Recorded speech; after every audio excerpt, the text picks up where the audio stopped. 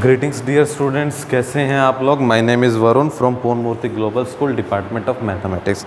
In my last video I have completed exercise 3.5 of chapter 3 pair of linear equation in two variable. Today we are going to start exercise 3.6, the last exercise of this chapter, exercise 3.6. What is the in exercise 3.6 is, ये कहता है कि solve the following pair of equation by reducing them to a pair of linear equation. आपके पास एक direct question ही उठा लेते, question को ही solve करते हैं। तो सॉल्यूशन फर्स्ट का बेटा फर्स्ट पार्ट है आपके पास, आप लिखोगे द गिवन इक्वेशंस आर। क्या लिखोगे? The given equations are. क्या इक्वेशंस आपको दे रखी हैं? दैट इज 1/2x, क्या दे रखा है? 1/2x plus 1/3y is equals to 2 और 1/3x plus 1/2y is equal to 13/6। आपके सामने ये दो इक्वेशन दे रखी है। देखिए फर्स्ट जो क्वेश्चन है उसके 8th पार्ट है, 8 पार्ट है।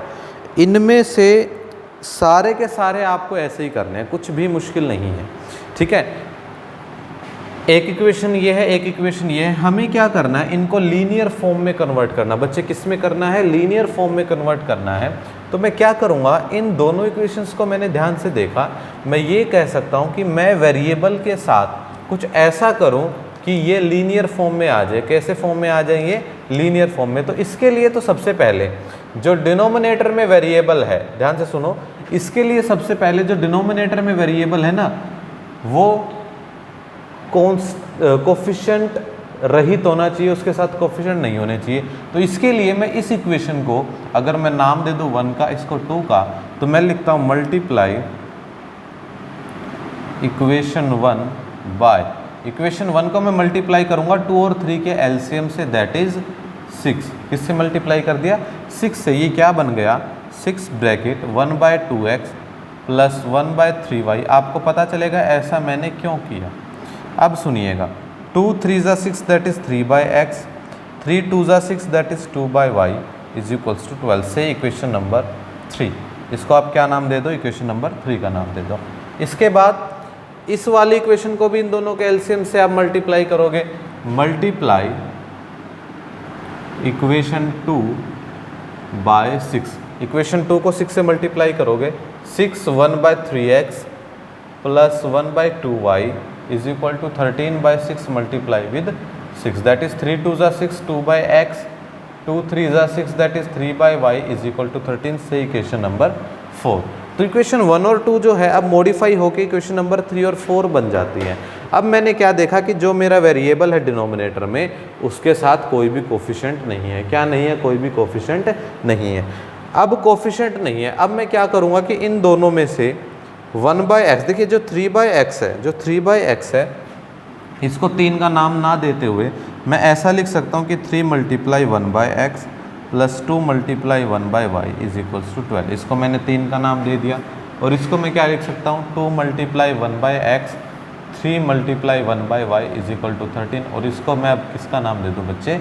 4 का। अब आपको ज़्यादा क्लियर दिखाई दे रहा होगा कि यहाँ पर भी 1/x है, यहाँ पर भी 1/x है।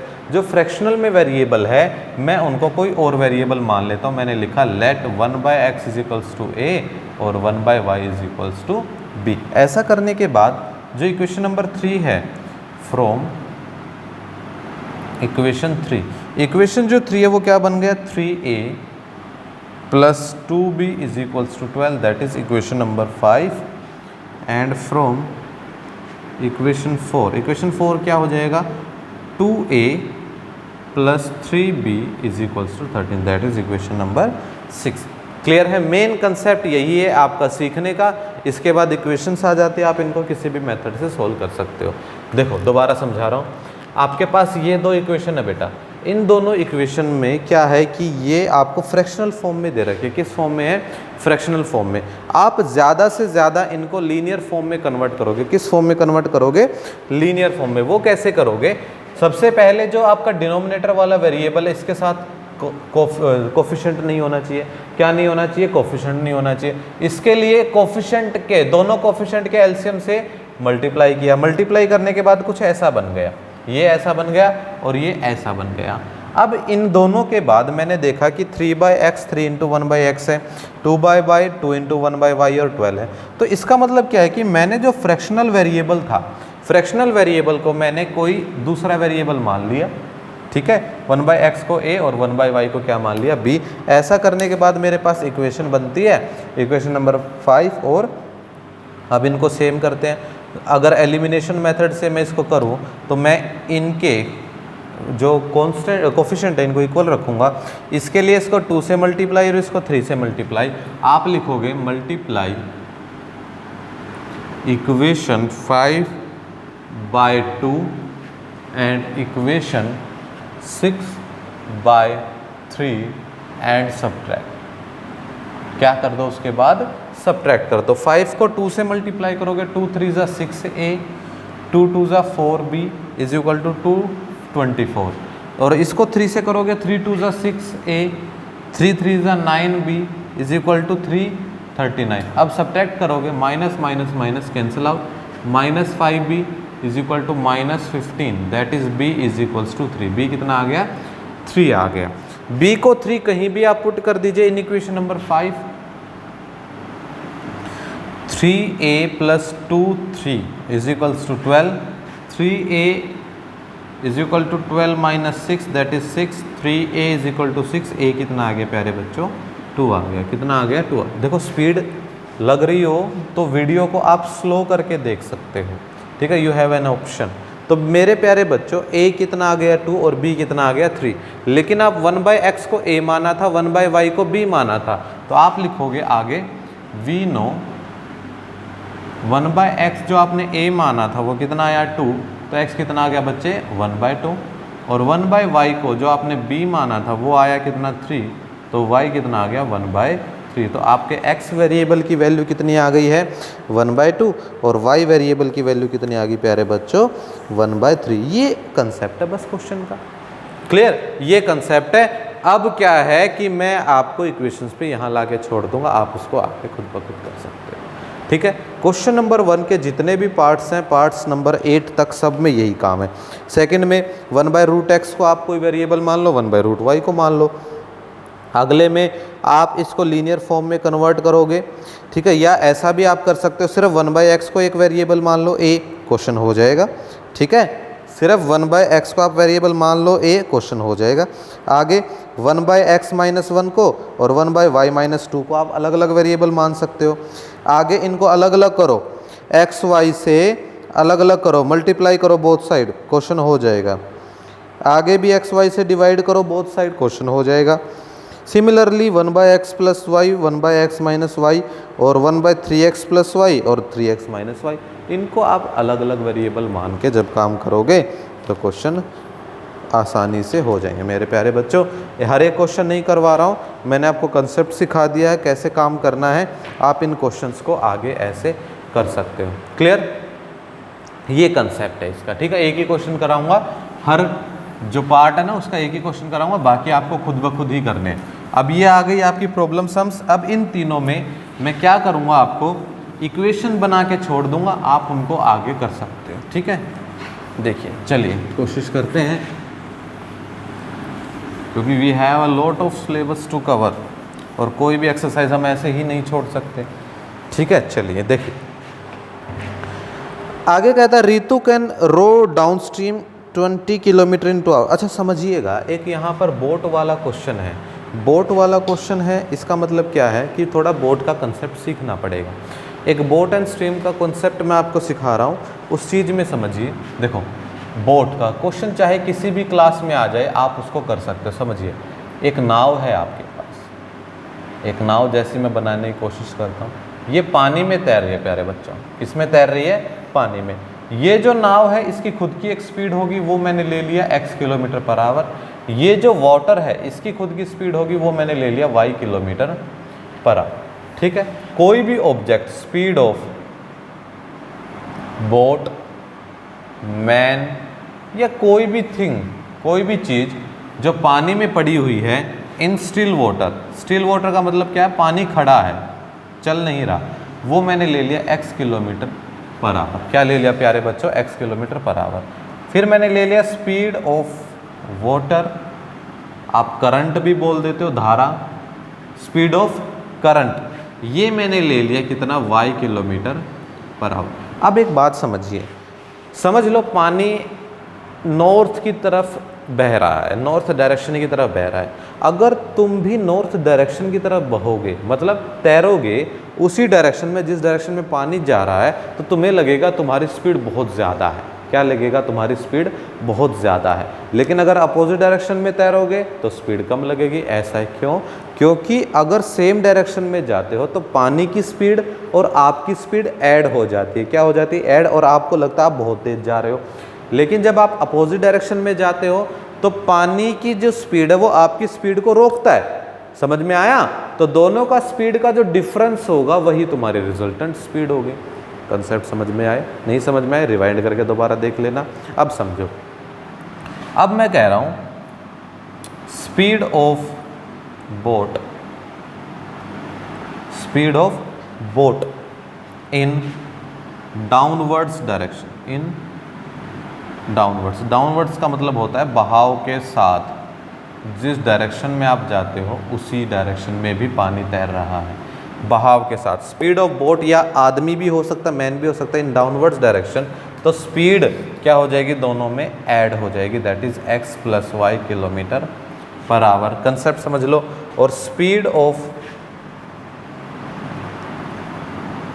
Boat in upwards direction, upwards का मतलब होता है बहाव के विरुद्ध, अपोजिट डायरेक्शन, तो स्पीड क्या हो जाएगी, x - y kilometre per hour. क्या हो जाएगी, x - y।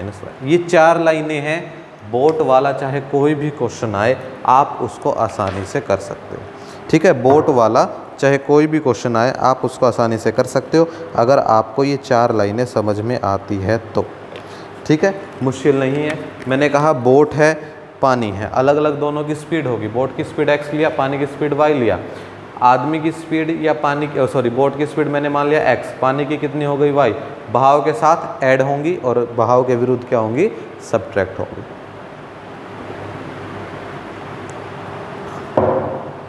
चलिए अब देखो क्या होता है। Ritu can row downstream 20 kilometre in 2 hours. मैं मिटा देता हूँ। ठीक है, इन दोनों लाइनों का काम आएगा। वैसे तो इन चारों का ही काम था। दोबारा लिख दूँ इसको, स्टेटमेंट आसानी से बन जाएगी। क्या था ये, स्पीड ऑफ मैन। चलिए इनको नॉर्मल लैंग्वेज में लिख देते। ये आपने उतार लिया होगा ना पहला। चलिए अब क्वेश्चन की तरह लिखते हैं जैसे क्वेश्चन में स्टेटमेंट आएगी। चलिए, रीतु का क्वेश्चन है। क्वेश्चन में रीतु क्या कहती है, क्वेश्चन नंबर 2 का फर्स्ट पार्ट। ब्लैक से ही लिखते हैं। Ritu can row downstream 20 kilometre in 2 hours. वही अब डाउनस्ट्रीम अपस्ट्रीम मतलब क्या है, let speed of Ritu in still water, कि जब पानी खड़ा था तो रीतु की अकेले की स्पीड कितनी थी, x kilometre y, x kilometre per hour. और स्पीड ऑफ जो वाटर है उसकी कितनी स्पीड थी, y किलोमीटर पर आवर। समझ में आ गई मेरी बात? अकॉर्डिंग टू क्वेश्चन आपको एक चीज़ पता होगी कि जो डिस्टेंस होता है मेरे प्यारे बच्चों, वो क्या होता है, स्पीड मल्टीप्लाई विद टाइम। तो क्वेश्चन क्या कहता है कि देखो, अब मैं ये 2 बातें लिख लेता हूँ। स्पीड व्हेन गो अपवर्ड्स, अगर खिलाफ जाती है तो स्पीड कितनी हो जाएगी, x - y kilometre per hour. ये किसकी स्पीड है, स्पीड ऑफ रीतु। किसकी स्पीड है, स्पीड ऑफ रीतु। और speed of Ritu when go downwards, अगर बहाव के साथ साथ जाएगी तो स्पीड क्या हो जाएगी, ऐड हो जाएगी, x + y kilometre per hour, x + y kilometre पर। नाउ रीतु क्या कहते हैं, रीतु कहते हैं कि 20 किलोमीटर गई 2 घंटे में, 20 किलोमीटर 2 घंटे में। 20 किलोमीटर 2 घंटे में मतलब क्या, distance speed into time 20 kilometre 2 घंटे में, और अपस्ट्रीम क्या है, 4 किलोमीटर 2 घंटे में। आसान है क्वेश्चन। डिस्टेंस कितना है 20 किलोमीटर और ये कहता है डाउनस्ट्रीम में तो स्पीड कितनी आएगी x प्लस वाई और टाइम कितना होगा 2 आवर्स, इक्वेशन नंबर 1। और फिर ये कहता है अपस्ट्रीम मतलब ये डिस्टेंस कितना है 20 किलोमीटर ही है, that is x minus Y, और ये कितने घंटे में है 20 किलोमीटर 2 घंटे में और 4 किलोमीटर अपस्ट्रीम में 2 घंटे में। Equation number 2, find the speed in drawing in still water and speed of the current. देखो इसने कहा 20 kilometre distance is equal to speed into time and distance is equal to speed into time. बस equation आ गई आपके पास, question आसान है। तो क्या लिखोगे फ्रॉम फर्स्ट, ये 2 मल्टीप्लाई में इधर डिवाइड में आ जाएगा, that is 20/2 is equal to X plus Y is equals to 10। Equation number 3 का मैंने नाम दे दिया। ये भी 2 मल्टीप्लाई में इधर आ जाएगा, 4/2 is equal to X minus Y is equal to 2। Equation number 4 add कर दो direct, adding equation 3 and 4 add करोगे तो x plus Y is equal to 10, x minus Y is equal to 2, cancel out, 2x is equal to 12 and x is equal to 6। x जब 6 आ गया कहीं भी put कर दो, इन इक्वेशन 4 में ही put कर दीजिए, x 6 है minus Y is equal to 2, तो y कितना आ जाएगा 4। तो x 6 और y 4, x क्या लिया था ऋतु की स्पीड, तो क्या लिखोगे हियर स्पीड ऑफ ऋतु कितना आ जाएगा 6 किलोमीटर पर आवर, और स्पीड वाटर स्पीड जो आपने y लिया था that is 4 kilometre per hour. तो 4 किलोमीटर और 6 किलोमीटर इसके रिस्पेक्टिव आंसर आ गए। ठीक है, 6 किलोमीटर ऋतु की स्पीड और 4 किलोमीटर पानी की स्पीड। समझ में आ गई मेरी बात? आसान क्वेश्चन था, मुश्किल नहीं था। चलिए इसका सेकंड का एक और क्वेश्चन कर लेते हैं। रब कर दूं? कंसेप्ट सीखोगे बेटा ज़िंदगी में कभी गलती नहीं करोगे, और रट्टा मार के सीखोगे तो गलतियां ही गलतियां हैं, है ना। ज़िंदगी बहुत सारी गलतियां करवा देगी। अगर आप चीज़ों को क्रैमिंग करके पढ़ोगे तो क्रैमिंग तो नहीं करना ना, हमें क्रैमिंग के लिए मैथ्स थोड़ी ना पढ़ रहे हैं, है ना। रूल्स आप क्रैम करते हो इंग्लिश में, मैथ्स में कोई क्रैमिंग नहीं, किसी तरह की नहीं। कंसेप्ट समझ के चलिए, गलती बिल्कुल भी नहीं होगी। चलिए अगला क्वेश्चन करें। क्या कहता है, 2 women and 5 man can together finish embroidery work in 4 days. कहता है 2 महिलाएं और 5 पुरुष किसी काम को मिलकर 4 दिन में पूरा कर लेते हैं, और 3 महिलाएं और 6 पुरुष किसी काम को 3 दिन में पूरा कर लेते हैं। तो find the time taken by 1 woman alone to finish the work and find the time taken by 1 man alone to finish the work. ठीक है, मैं मान के चलता हूँ समझिए, जो चीज़ ये पूछ रहा है ना हमसे, हम वही चीज़ मान के चलते हैं। मैंने ले लिया लेट वीमेन, एक वीमेन की बात कर रहा हूँ, let a women can complete the work. कितने डेज मैंने मान लिया, x डेज मान लिया। कितने डेज मान लिया मैंने, x डेज मान लिया। Then work done by women in 1 day, वो हो जाएगा 1/x वर्क। अब तुम समझोगे सर ये बात कैसे, तो समझो मेरे प्यारे बच्चों। मैं आपको ये कहता हूँ कि आप किसी काम को 2 दिन में पूरा कर देते हो। कितने दिन में कर देते हो, 2 दिन में। 2 दिन का मतलब क्या है कि आपको वो काम करने में 2 दिन लगे। इसका मतलब आपने एक दिन तो आधा काम किया और दूसरे दिन आधा काम किया। ऐसे ही तो करते हो कि अगर आप किसी काम को 2 दिन में पूरा करते हो, 2 दिन में अगर आप किसी काम को पूरा कर देते हो, तो इसका मतलब पहले दिन आप आधा काम करोगे, उससे अगले दिन आधा काम करोगे। ऐसा ही तो है, मतलब कि काम पूरा करने में लगे 2 दिन। काम पूरा करने में लगे कितने दिन, 2 दिन। और 1/2 और 1/2। समझ में आ गया कितना काम हो गया, 1/2 और 1/2। क्लियर है, तोड़ दिया काम। फॉर एग्जाम्पल अगर आपको किसी काम को करने में 5 दिन लगते हैं, कितने दिन लगते हैं, 5 दिन, तो आपका पर डे का वर्क कितना होगा, 1/5। कैसे, पहले दिन इतना काम किया, अगले दिन इतना काम किया, फिर इतना दिन, फिर इतना काम, फिर इतना काम, सबको जोड़ा 5, 1 + 1 + 1 + 1 + 1, 1 2 3 4 5, काम कितना हो गया, पूरा हो गया, दैट इज़ 1 हो गया। इसी तरह अगर वीमेन किसी काम को करने में, एक वीमेन किसी काम को कंप्लीट करने में अगर x डेज लगा रही है तो उसका एक दिन का काम कितना होगा, 1/x। Similarly let one man, कि एक man can complete the work.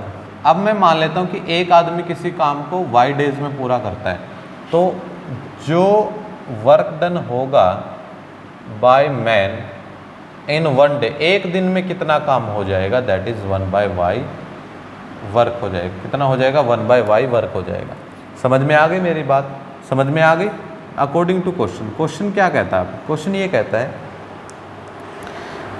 2 women and 5 man, 2 women और 5 आदमी, मतलब एक अगर करती है तो 1/x, 2 करेगी तो 2/x, और 5 आदमी दैट इज 5/y, किसी काम को 4 दिन में करते हैं। ये दोनों का एक दिन का काम हो गया।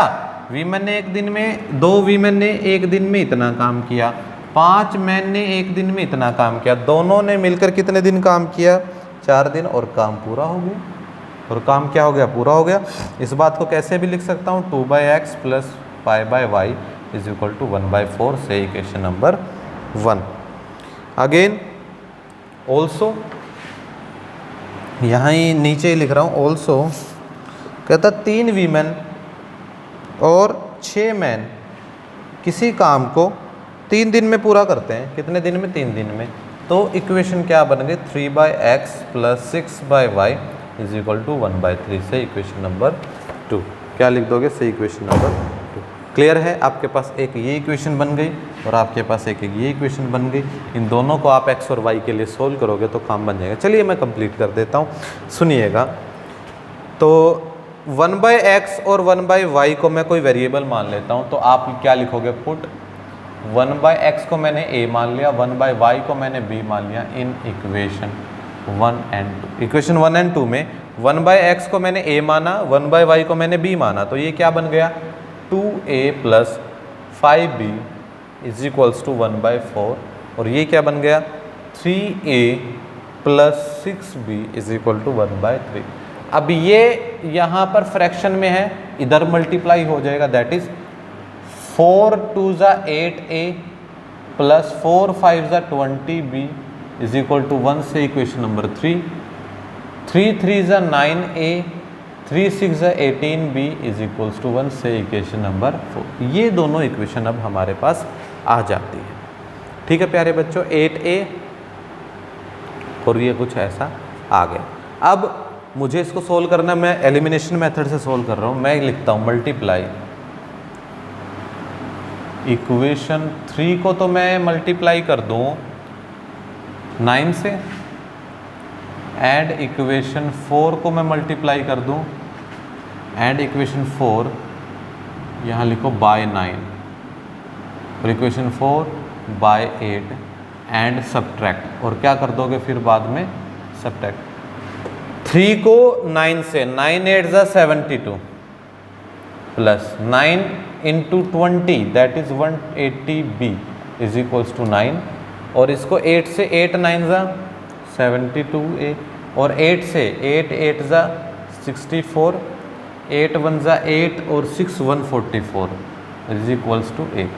Subtract, cancel out, that is 1, और ये कितना आ जाएगा प्यारे बच्चों, 6 3, दैट इज़ b = 1/36। b कितना आ जाएगा, 1/36 आ जाएगा। क्या आ जाएगा, 1/36 आ जाएगा। b कितना आ जाएगा, 1/36। ठीक है प्यारे बच्चों। अब इसके बाद b अगर 1/36 है, कहीं भी a के लिए सोल्व कर दीजिए। मैं इन इक्वेशन नंबर 4 में बात कर रहा हूँ, इन इक्वेशन 4। इक्वेशन 4 क्या कहता है, 9a plus 18b is equals to 1, then 9a plus 18 into 1/36 is equals to 1। 18 2 ज़ा, तो ये कितना आ जाएगा, 9a इज इक्वल्स टू, ये 1/2 है, 1 माइनस 1/2 दैट इज़ 1/2, तो a कितना आ जाएगा, 1/18 आ जाएगा। कितना आ जाएगा, 1/18। a 1/18, b 1/36, x और y कितना आ जाएगा, 1/x आपने a माना था और a कितना आया, 1/18, तो x कितना आ जाएगा, 18 आ जाएगा। और 1/y आपने b माना था, दैट इज़ 1/36, और y कितना आ जाएगा बच्चे, 36। इसका मतलब क्या है कि एक वूमेन उस काम को करेगी x डेज में, मतलब 18 डेज में, और एक मैन उस काम को कितने दिन में करेगा, x और y था ना, x और y, x को a माना था और y को b माना था, ठीक है। एक वीमेन 18 दिन में और मैन कितने दिन में भाई, 36 दिन में। कितने दिन में, 36 दिन में। क्लियर है यहाँ तक, बोलो, मुझे नहीं लगता कोई दिक्कत होगी तुम्हें यहाँ तक, समझ में आ गया पूरा कंसेप्ट, दैट इज।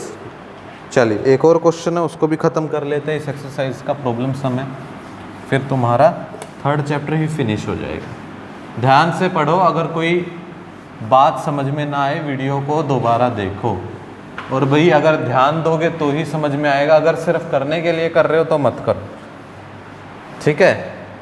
कोई भी चीज़ जानने के लिए पढ़ो, सिर्फ करने के लिए मत करो। कंसेप्ट सीखोगे तो क्वेश्चन आएगा। चलिए, ये कहता है Ruhi travels 300 kilometre to her home. Ruhi अपने घर जाती है, 300 किलोमीटर जाती है, कहता है with 300 kilometre to her home, partially by train, partially by bus. She take 4 hour, she travel 60 kilometre by train. ठीक है, ठीक है, दो चीज़ें हैं, ट्रेन और बस। लास्ट में जो पूछा है वही मान के चल लेता हूँ। लास्ट में क्या पूछा उसने, speed of train and speed of बस। मैंने मान लिया लेट स्पीड ऑफ ट्रेन, वो मैंने मान लिया x किलोमीटर पर आवर।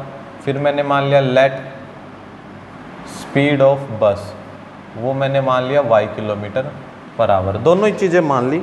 ये कहता है कि 300 किलोमीटर गई, 60 किलोमीटर ट्रेन से, 60 किलोमीटर ट्रेन से और बाकी बस से। इसका मतलब क्या, अकॉर्डिंग टू क्वेश्चन। देखो आपको पता है भाई, आपको पता है जो डिस्टेंस है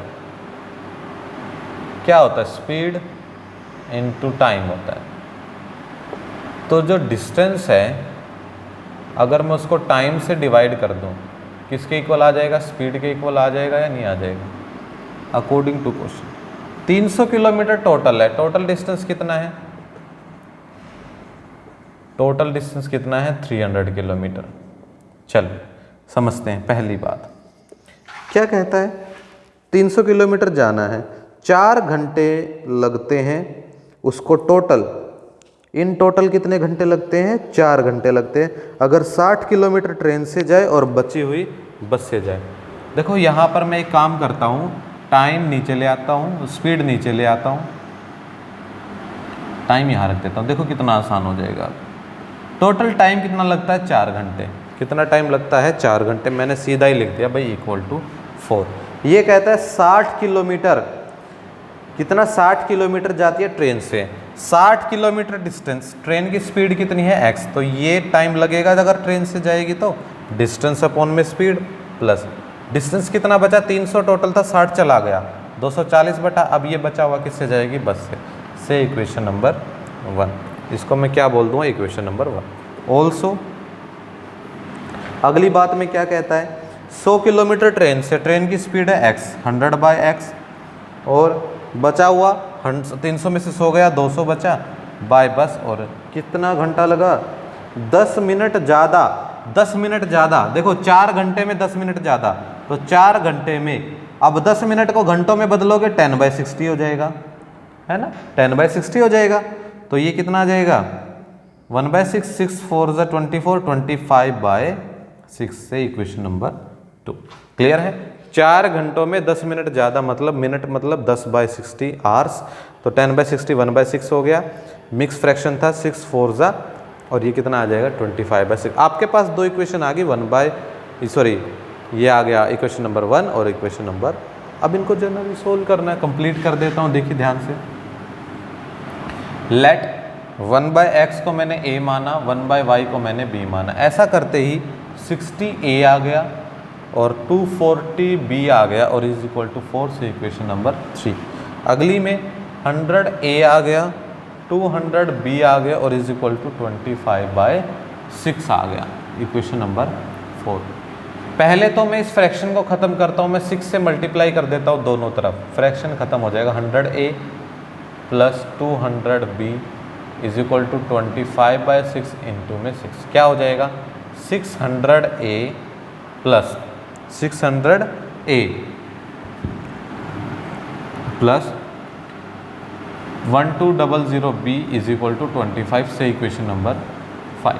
अब देखिए इन दोनों में क्या आसान है, मैं 3 को 10 से मल्टीप्लाई कर दूं और 5 में से सब्ट्रैक्ट कर दूं। क्या लिखूंगा, multiply equation 3 by 10 and subtract from 5। Equation 5 से इक्वेशन 5 लिखा 600a plus 1200b is equals to 25। अब 3 को 10 से, 3 ये रही, इसको 10 से that is 600a plus 2400b is equal to 40। Subtract कर दिया, minus minus minus cancel out, minus 1200b minus 15b is equal to minus 15 by minus 1200, 0 0 कितना आ जाएगा ये 15 8 दैट इज 1/80। तो b कितना आ जाएगा प्यारे बच्चों 1/80 आ जाएगा। b 1/80 है, कहीं भी पुट कर दो इन इक्वेशन नंबर 3। क्या लिखोगे इसके बाद, इन इक्वेशन 3। इक्वेशन 3 क्या कहती है 60a plus 240b is equals to 4। b कितना 1/80, 60a plus 240 1/80 is equal to 4 कितना हो जाएगा 3। That is 60a is equals to 4 minus 3 is equal to 1 और a कितना आ जाएगा 1/60। a 1/60, b 1/80। 1/x को मैंने क्या माना था, इसके बाद वी नो 1/x जो आपने a माना था दैट इज 1/60, तो x कितना आ जाएगा 60 किलोमीटर पर आवर। और जो आपने 1/y माना था b दैट इज 1/80 और y कितना आ जाएगा मेरे प्यारे बच्चों 80 kilometre per hour. This is the concept. Clear बच्चे, मुश्किल कुछ नहीं है, मेन आपको कंसेप्ट है। मैं वही चीज़ें आपको बार बार समझा रहा हूँ, हर क्वेश्चन में समझा रहा हूँ, प्रॉब्लम सम तो मैं सारी ही करा रहा हूँ ताकि आपको कोई भी दिक्कत ना हो। देखो ट्रेन की स्पीड x मानी, बस की y मानी, डिस्टेंस स्पीड इनटू टाइम होता है, स्पीड नीचे ले आया, टाइम क्या होता है डिस्टेंस अपॉन में स्पीड। टोटल डिस्टेंस उसने 300 बोला। अब सुनिएगा, उसने कहा 60 गई ट्रेन से, ट्रेन की स्पीड थी x, तो ये ट्रेन के द्वारा लगने वाला समय हो गया, ये बस के द्वारा लगने वाला समय हो गया। टोटल समय कितना लगा 4। ये ट्रेन के द्वारा लगने वाला समय, ये बस के द्वारा लगने वाला समय, और टोटल समय कहता है पिछली बार 4 लगा था तो 10 मिनट ज़्यादा, मतलब 10/60 दैट इज 25/6। अब ये वाली आ गई इक्वेशंस, मैंने 1/x को a माना, 1/y को b माना, ये सिंपल ऐसे हो गया। अब इस फ्रैक्शन को खत्म करना था, 6 था नीचे, 6 से दोनों तरफ मल्टीप्लाई कर दी, नई इक्वेशन ये बन गई। अब एक इक्वेशन ये है और एक इक्वेशन ये है, इन दोनों इक्वेशन को सोल्व करना है। तो मैंने क्या किया, इसको 10 से मल्टीप्लाई करके इसमें से माइनस कर दिया। ये इक्वेशन थी, 10 से मल्टीप्लाई करके माइनस कर दिया, b आया पहले, b की वैल्यू किसी भी इक्वेशन में पुट कर दो, मैंने 3 में की, b की वैल्यू पुट तो a आ गया, a और b आ गया। 1/x को a माना था तो x आ गया 60, 1/y को मैंने b माना था y आ गया। This is the concept. Clear. चलिए इसी के साथ आपका चैप्टर नंबर 3 कंप्लीट होता है। बेटा बहुत अच्छा चैप्टर था, इक्वेशंस को हमने सोल्व करना था, अलग अलग मेथड से इक्वेशन सोल्व किया। अगर क्वेश्चन में डायरेक्ट ये कहता है कि इस मेथड से सोल्व कीजिए तब तो आपको वही मेथड अप्लाई करना है, लेकिन अगर ये कहता है कि बाय एनी अलजेब्रिक मेथड, तो आपके पास बहुत सारे मेथड हो गए इस चैप्टर में जिनसे आप इक्वेशंस को सोल्व कर सकते हो। चलिए ठीक है, तो I have completed chapter number 3। In my next video I will start chapter number 4। तब तक के लिए take care of yourself बेटा, take care of your parents, keep practising. Thank you very much.